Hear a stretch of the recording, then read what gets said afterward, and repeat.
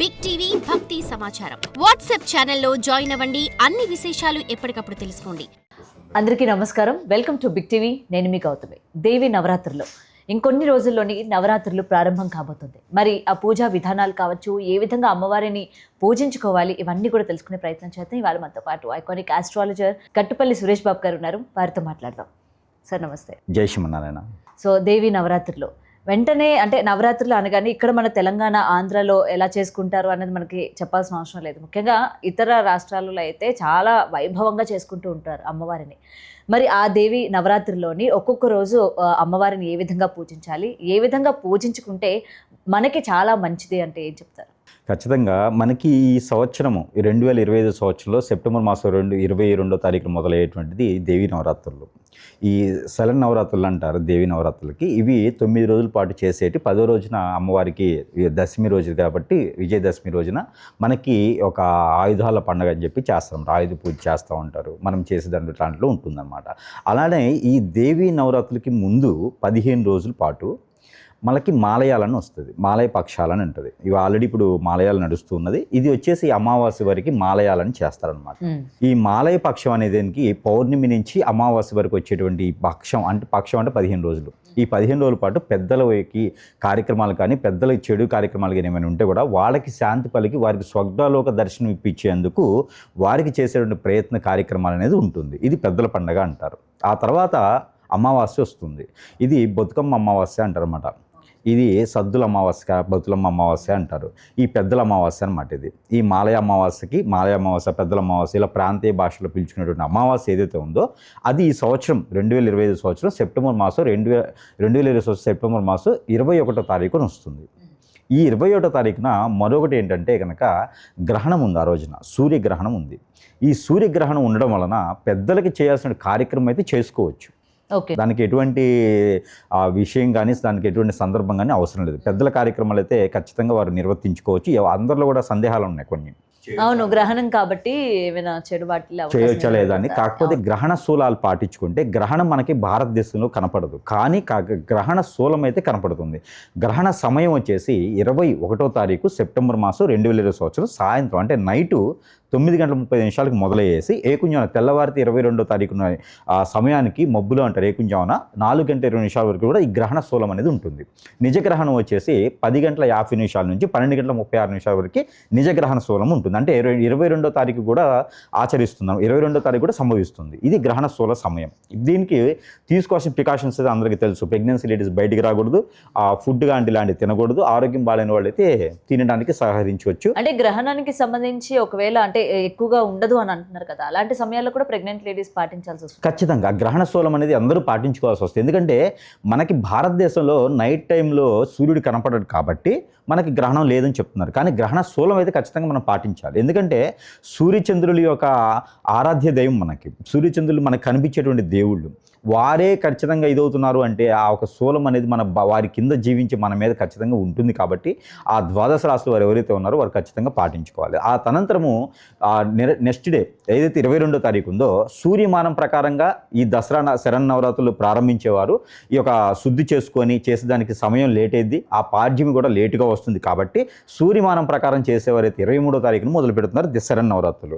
చంద్రమానం ప్రకారం చేసేవారు అంటే సాయంత్రం సమయంలో అమ్మవారిని కొలిచేటువంటి వారు అందరూ కూడా 22వ తారీఖు నుంచి మొదలు పెట్టుకోవచ్చు. ఈ 22వ తారీఖు నుంచి అయితే మనం ప్రయత్నం చేసి మనం చంద్రమానం ప్రకారంగా అయితే చెప్తాం. అన్ని పండుగలు కూడా మనకి ఈ చంద్రమానం ప్రకారంగానే చేస్తాము. సూర్యమానం ప్రకారంగా చేసేటువంటి పండుగలు ఏంటంటే సంక్రాంతి కాదు. చంద్రమానం ప్రకారంగా చూసినట్టయితే 22వ తారీఖు నుంచి మనము శరన్నవరాత్రులు అనేది ప్రారంభించవచ్చు.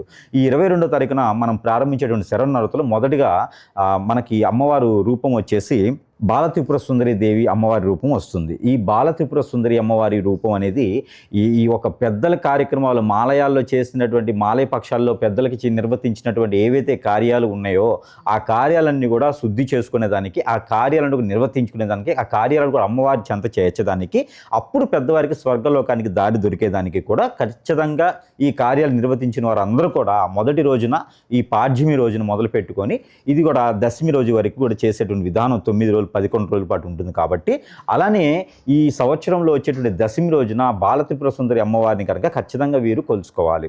అలానే బాలత్రిపుర సుందరి దేవి అమ్మవారి రూపంతో ఉన్నటువంటి ఇంట్లో అయినా చేసుకోవచ్చు.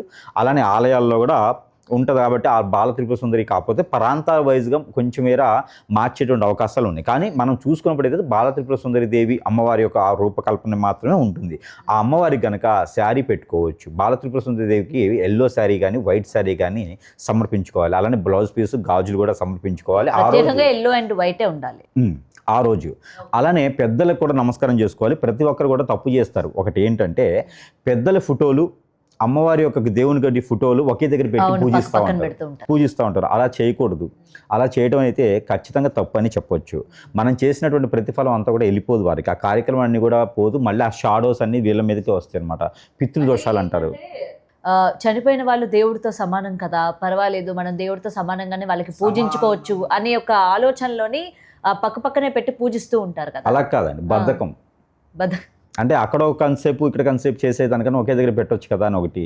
ఇప్పుడు సమానం వేరు, సమానత్వం వేరు, అది వేరు ఇది వేరు కదా. కాబట్టి పెద్దలే, దేవుడు అనే ఆ ఒక పవర్ అనేది వేరే ఉంటుంది కదా. కాబట్టి దేవుడికి పెట్టిన నైవేద్యం మనం తింటాం, పెద్దలకు పెట్టిన నైవేద్యం మనం తినలేం. కాబట్టి పెద్దల ఫోటోలు ఇంట్లో ఉన్నటువంటి దక్షిణ వైపున ఉన్నటువంటి వాల్కు మాత్రమే తగిలించాలి. దక్షిణం వైపు భాగాన్ని మాత్రమే ఉంచుకోవాలి. అలా ఉంచుకున్న అమ్మవారి అలా ఉంచుకున్నటువంటి పెద్దల ఫోటోలకు మాత్రమే నమస్కారం చేస్తే వారు స్వర్గలోకాన్ని దర్శనం చేసేదానికి ఆస్కారం ఉంటుంది. లేదంటే అమ్మవారితో పాటు పెట్టారనుకో ఖచ్చితంగా పితృదోషాలు ఉంటాయి. ఆ పితృదోషాలు ఎంత చేసినా పోవు. గోకర్ణ పోయి గుల్కర్ణ పోయేసి అక్కడ హోమాలు చేయించి 23,000 నుంచి 30,000 రూపాయలు సమర్పించుకొని ఉపయోగం ఉండదు. ఖచ్చితంగా పెద్దవారి ఫోటోలు వారి గౌరవం ఇవ్వాలి, వీరికి ప్రేమనివ్వాలి అనే విధంగా వీరికి భక్తిభావంతో ఉండాలి. అమ్మవారి దగ్గర అక్కడ ప్రేమ అభిమానమే మాత్రమే ఉండాలి. కాబట్టి భక్తిభావంతో చేసేదానికి ప్రేమాభిమానంతో చేసేదానికి చాలా తేడా ఉంటుంది. పెద్దలే, దేవుళ్ళే. అయితే ఈ దేవుని యొక్క నైవేద్యం ఏదైతే ఉందో ఈ నైవేద్యం అమ్మవారికి సమర్పించి అదే నైవేద్యాన్ని పెద్దలకు సమర్పించవచ్చు. ఒకే దగ్గర కాకుండా దక్షిణ వైపు వాళ్ళకేమో పెద్దల ఫోటోలు, ఇలా తూర్పు వైపున ఉన్నటువంటి వాళ్ళకేమో ఈశాన్య మూల కాదే ఆగ్నేయ మూల నుంచి మధ్య వైపున ఉండేటువంటి భాగంలో దేవునికి సంబంధించినటువంటి గదులు, ఈ యొక్క దేవుని మందిరాలు, దేవుని ఆరాటాలు, దేవుని యొక్క ప్రతిమలు, ఇలాంటివన్నీ కూడా మనము తూర్పు వైపున ఉన్నటువంటి భాగాన్ని పెట్టుకోవాలి. మనం కూర్చుంటే తూర్పు వైపుకి మొహం పెట్టి చూసేటట్టుగా ఉండాలి. ఆ విధంగా దేవుని పూజించుకోవాలి. అలానే ఈ బాల త్రిపుర సుందరి దేవి అమ్మవారి యొక్క అవతారం. అలానే పితృదోషాలు కూడా పోతాయి. కాబట్టి ఎవరికైనా సరే పెళ్ళి అయ్యి ఉండి పిల్లలు పుట్టిన వారు ఎవరైనా ఉంటే ఈ యొక్క మొదటి రోజున కనుక అమ్మవారికి నమస్కారం చేసుకుంటే సంతాన ప్రాప్తి పెళ్ళైన వారికి మాత్రమే కలుగుతుంది. కాబట్టి పెళ్ళైన వారు పూజించుకోవచ్చు. వీరికి yellow colour white colour sari కూడా ఖచ్చితంగా పెట్టవచ్చు. ఆ రోజు పెట్టవలసిన నైవేద్యం అయితే కనుక చక్కెర పొంగలి. మళ్ళీ చక్కెర పొంగల్లో కూడా డిఫరెన్సెస్ అడుగుతారు. బెల్లంతో చేసింది పెట్టాలా లేకపోతే పంచదారతో చేసింది పెట్టాలా? అంటే చక్కెర పొంగల్ అంటే చక్కెర అదే కదా, ఈ బాడీలో షుగర్ అని చెప్పేసి బ్లడ్తో పెడితే కాదు. చక్కెర పొంగల్ అంటే చక్కెరే, షుగరే, దాన్ని పంచదారే అంటారు కదా. పంచదారతో పెట్టేటువంటిది. తర్వాత పాల తాలికలు. ఈ పాల తాలికలు అయితే ఖచ్చితంగా తెల్ల నువ్వులు అయితే వేయాలి.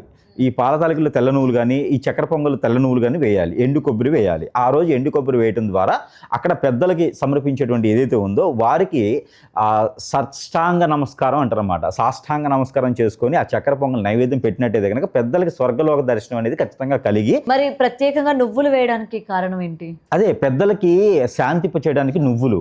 కాబట్టి ఈ నువ్వులతో చేసినటువంటి పదార్థాలు ఏవైతే తీపి ఉన్నాయో అది చక్కెర పొంగల్లో కానీ పాల తాలికలో కానీ చేసి పెట్టిద్దే కనుక ఆ ఒక పెద్దలు వీరిని ఏదైనా సరే కోరికలు ఉంటే కూడా ఆ కోరికలన్నీ కూడా వారు అధిగమించుకొని లేదా చీల్చుకొనైనా సరే వీరికి దీవెనలు ఇచ్చేసి స్వర్గలోకానికి దర్శనమిస్తారు. స్వర్గలోకానికి పెద్దలు వెళ్ళారంటే పూర్వీకుల దోషం పూర్వీకుల శాపం మనం పోయినట్టే.